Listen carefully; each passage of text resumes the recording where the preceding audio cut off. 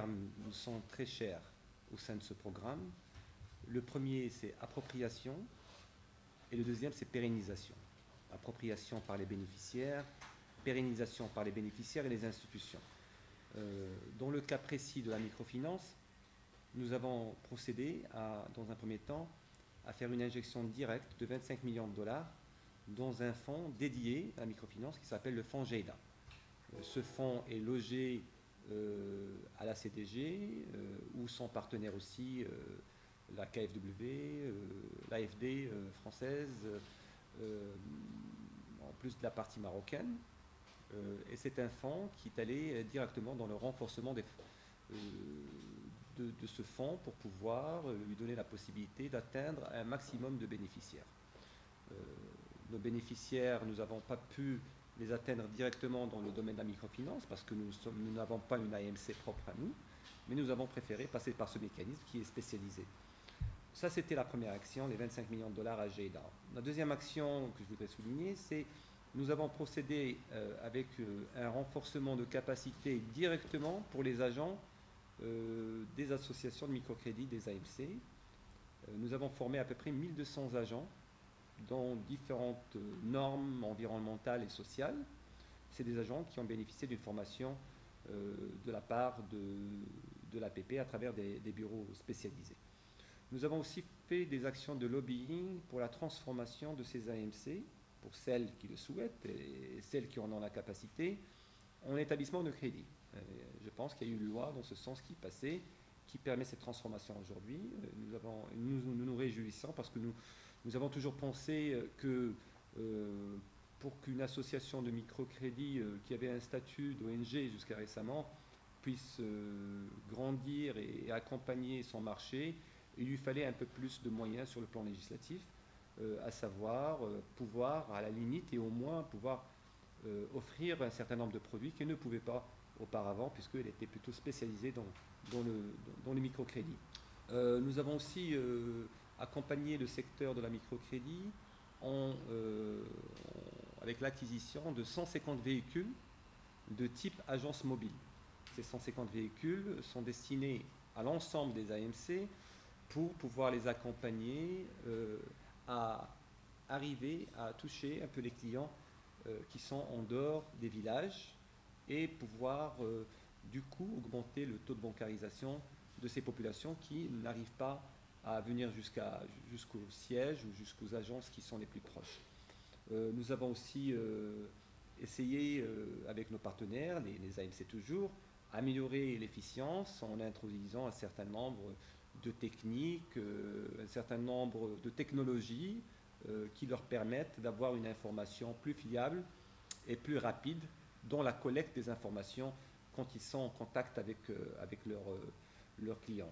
Nous avons aussi des exigences d'organisation. Nous avons toujours encouragé nos bénéficiaires à s'organiser en coopérative, dans certains cas en GIE, en groupement d'intérêt économique, puisque ça rejoint le premier point dont je parlais, qui nous est très cher, qui est le point de pérennisation.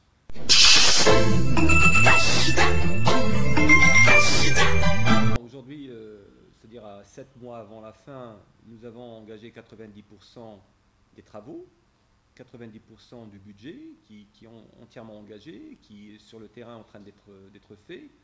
Plus concrètement, ces 90%, c'est 80 000 hectares d'oliviers plantés, 60 seuils de dérivation dans la zone PMH, de petites et moyennes hydrauliques, qui est dans 46 est construite et le reste est en cours de construction. 700 km de canalisation, toujours dans la PMH et les zones oisiennes qui sont aujourd'hui construites, des canalisations qui donnent un meilleur accès à l'eau des populations concernées, une meilleure préservation de l'eau parce qu'il y a moins d'évaporation, moins de pertes hydrauliques. Nous avons 26 sites dans la pêche qui sont construits, dont certains sont dans la phase finale de finition. Nous avons 5 marchés de gros et 11 PDA, points de débarquement aménagés, et autant de ports et d'équipements de port. Nous sommes très avancés dans l'artisanat aussi, puisque nous avons fini la construction et l'équipement d'une zone industrielle à Fès, qui s'appelle la zone Ain Nqbi, où nous avons à peu près 120 magasins qui sont construits, qui devraient recevoir les gens qu'on a déplacés de la place El Douna, où il y a eu à peu près 1000 personnes qui ont été déplacées selon des normes de la Banque mondiale, d'une norme plus particulièrement qui s'appelle la norme OP 4.12, qui est une norme où le déplacement doit être fait de manière volontaire et que la personne, pour être déplacée, accepte l'indemnisation. Cette indemnisation qui nous a coûté à peu près 45 millions de dirhams pour déplacer 1000 personnes dans ces endroits-là que nous avons construits. Et nous sommes pour parler avec nos différents partenaires pour terminer l'ensemble de ces projets. Ce que je viens de citer, comme on aime souvent le dire, c'est un peu la partie visible du iceberg, c'est-à-dire la partie construite. C'est ce que visitent les gens, c'est ce que voient les gens, mais il y a 90% de nos travaux qui ne sont pas visibles, ou du moins qui sont beaucoup plus visibles par les bénéficiaires que par le public d'une manière générale, à savoir tout ce qui est accompagnement, tout ce qui est formation professionnelle, tout ce qui est alphabétisation. Nous avons alphabétisé 70 000 personnes, dont 80% de jeunes filles, ce qui est très important pour nous. Toutes les études environnementales, sociales qui ont précédé la construction de 20 usines de trituration qui est lancée pour pouvoir terminer la chaîne de valeur de l'olivier, comme on le dit, de la fourche à la bouche, c'est-à-dire nous intervenons dans l'ensemble du processus de la chaîne de valeur. Idem pour la pêche, où on accompagne le pêcheur du moment où il pêche le poisson jusqu'au moment où le poisson arrive à être consommé. Cette chaîne de valeur, nous intervenons aussi dedans, avec la création de toutes les infrastructures, mais aussi avec de la formation, de l'accompagnement. Je donne un exemple, nous avons distribué à peu près 1000 motos spécialisées pour le poisson. Nous sommes en train de construire 5 marchés de gros. Chaque marché de gros coûte à peu près 80 millions de dirhams, et c'est un marché de gros où la température doit rester de 12 degrés toute l'année, construite aux normes internationales.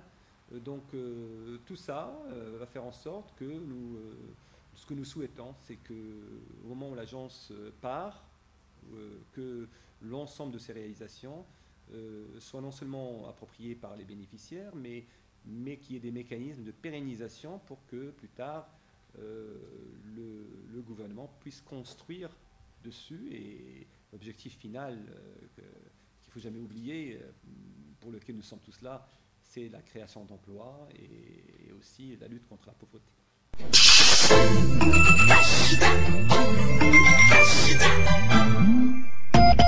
Le Compact 2, le Maroc aujourd'hui a été sélectionné pour être éligible, ce qui est une très bonne nouvelle, puisque jusqu'à aujourd'hui, il n'y a qu'un seul pays qui l'a eu sur les 24, et c'est le Cap-Vert. Si le Maroc arrive à décrocher le Compact 2, moi je pense que ce serait une très bonne chose pour la continuité. Ça se passe plus concrètement, c'est que le gouvernement américain, à travers MCC, notifie le Maroc de son éligibilité, et à partir de ce moment de notification, il y a des équipes qui se mettent à travailler. C'est des équipes qui sont indépendantes de l'APP, puisque tel est le vœu du bailleur de fonds, pour que ce soit une équipe qui n'a rien à voir avec nous, pour qu'on reste concentré sur le Compact 1, pour des raisons évidentes, puisque nous avons quand même la clôture qui est devant nous et qui nous prend beaucoup de temps. Donc ça sera une équipe nouvelle qui va le faire. Les secteurs, c'est des secteurs qui seront proposés par le gouvernement, et puis acceptés ou pas acceptés par le bailleur de fonds. Tout ce que je peux vous dire, c'est un processus qui est assez long, puisque ça prend à peu près 27 mois entre le moment de la notification du Compact 2 et le moment de la signature du Compact lui-même. Donc ça sera des négociations entre une équipe pluridisciplinaire des deux côtés, une équipe composée aussi bien d'Américains que de Marocains.